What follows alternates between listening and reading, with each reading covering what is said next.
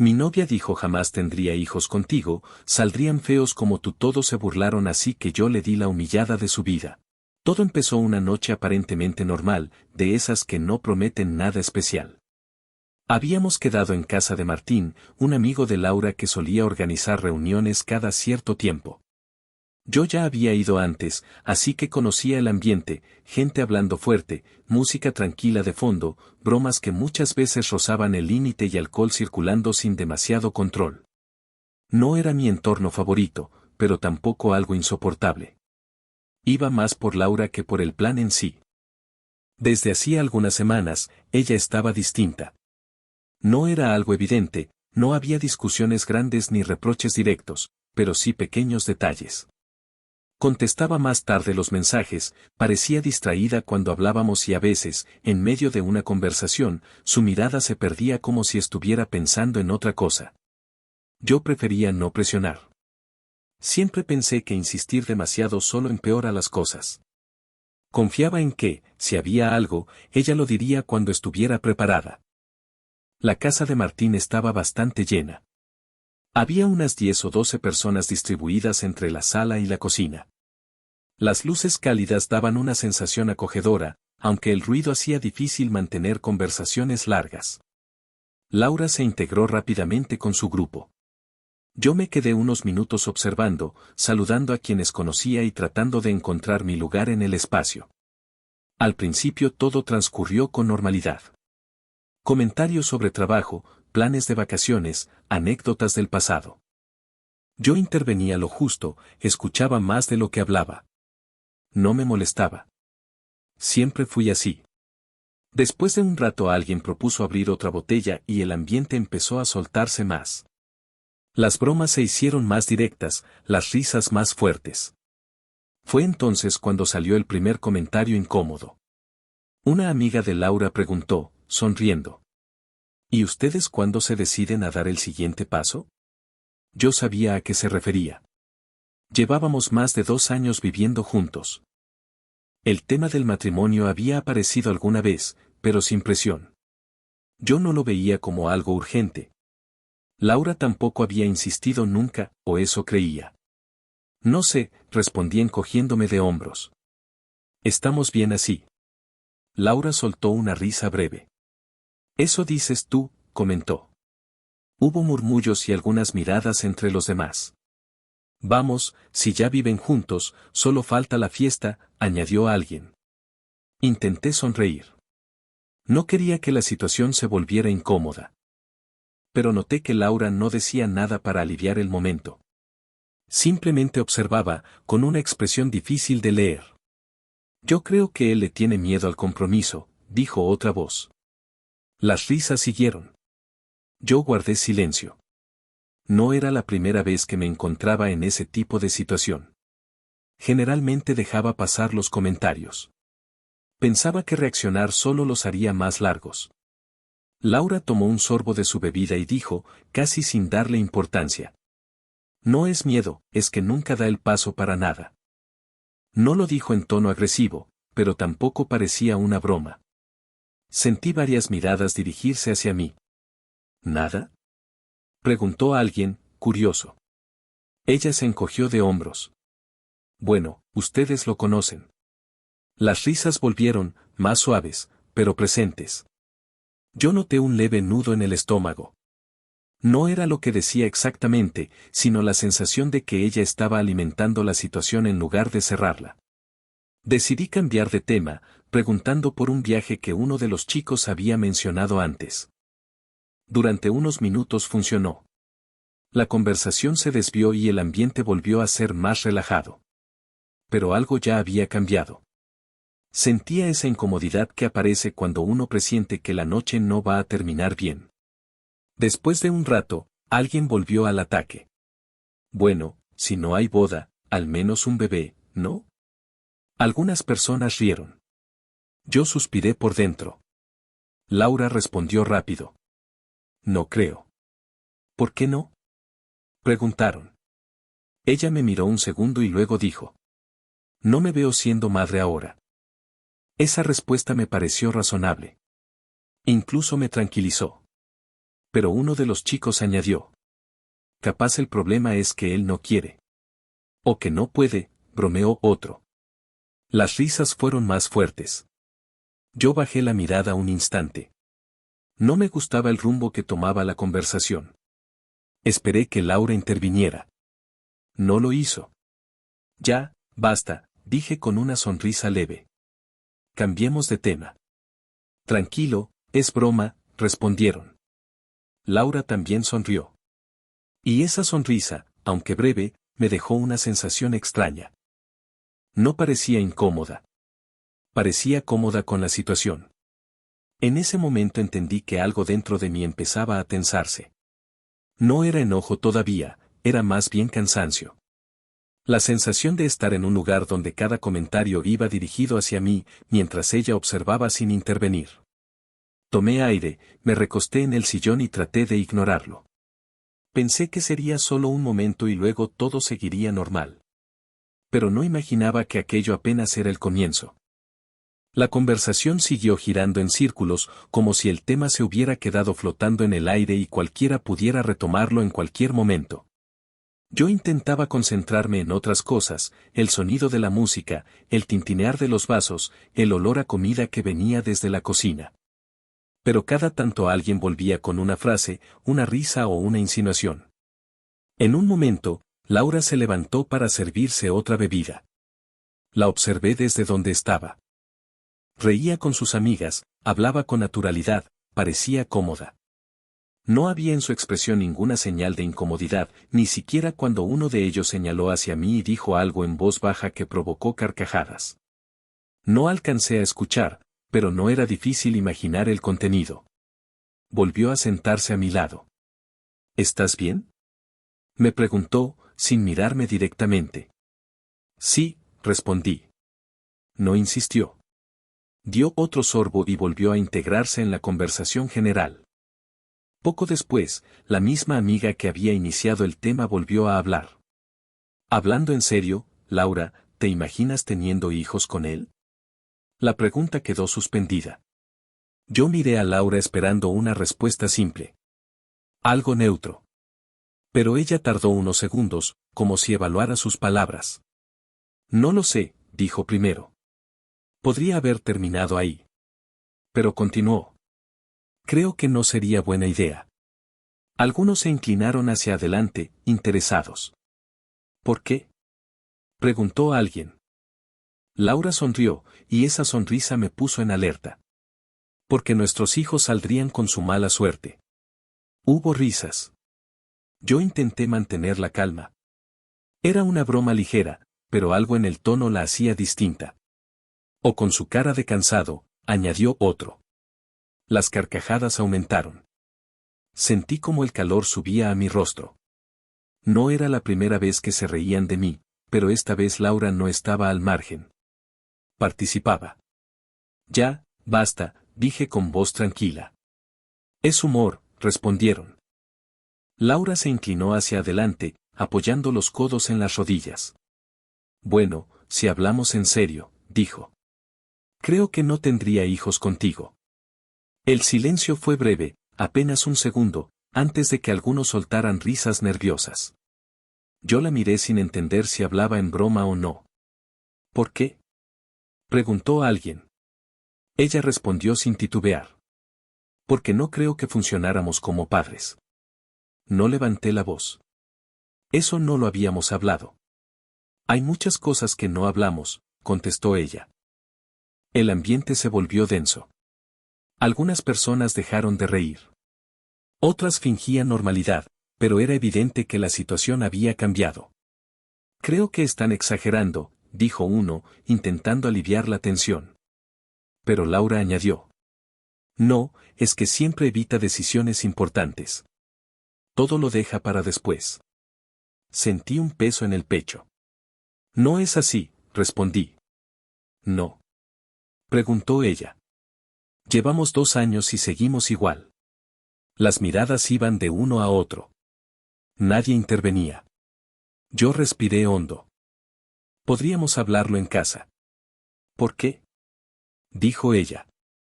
No hay nada que esconder. Ese comentario me golpeó más que cualquier broma. La sensación de estar expuesto, analizado, juzgado, empezó a crecer. Me levanté un segundo, pensando en salir al balcón. Alguien dijo: tranquilo, nadie te está atacando. Me quedé parado. Dudé. Luego volví a sentarme. No quería que pareciera que huía. Laura no dijo nada. Miraba su vaso, girándolo entre los dedos. Entonces uno de los chicos comentó: a ver, tampoco es para tanto. Solo es una conversación. Laura asintió. Exacto. Esa palabra me hizo sentir más solo que todo lo anterior. Después de ese momento, nadie supo muy bien cómo retomar la normalidad. Algunos empezaron a hablar entre ellos, otros revisaban el teléfono como buscando una salida silenciosa. La música seguía sonando, pero ahora parecía fuera de lugar, demasiado alegre para el ambiente tenso que se había instalado. Yo me quedé sentado, mirando un punto fijo en la mesa. Sentía el pulso en las sienes y una mezcla de cansancio y claridad que no había experimentado antes. No era rabia descontrolada, era algo más frío, como si de pronto pudiera ver toda la situación desde fuera. Laura volvió a hablar, esta vez con un tono más bajo. No entiendo por qué te molesta tanto. Le respondí con calma. No es que me moleste una frase. Es todo. Ella frunció el ceño. Siempre dices eso. Porque siempre pasa lo mismo. Algunos escuchaban sin intervenir. Nadie parecía querer tomar partido. No es para tanto, dijo una de sus amigas. Solo estamos conversando. Asentí despacio. Sí, pero la conversación siempre va en una sola dirección. Laura dejó el vaso sobre la mesa con un pequeño golpe seco. Entonces dilo claro. La miré. Me incomoda que me expongas así delante de todos. El silencio volvió. Ella suspiró, como si la conversación la cansara. No te estoy exponiendo. Solo digo lo que pienso. Podrías decírmelo a mí primero. ¿Para qué? Respondió. Nunca cambias nada. Esa frase terminó de cerrar algo dentro de mí. Sentí que cualquier intento de explicar ya no tenía sentido.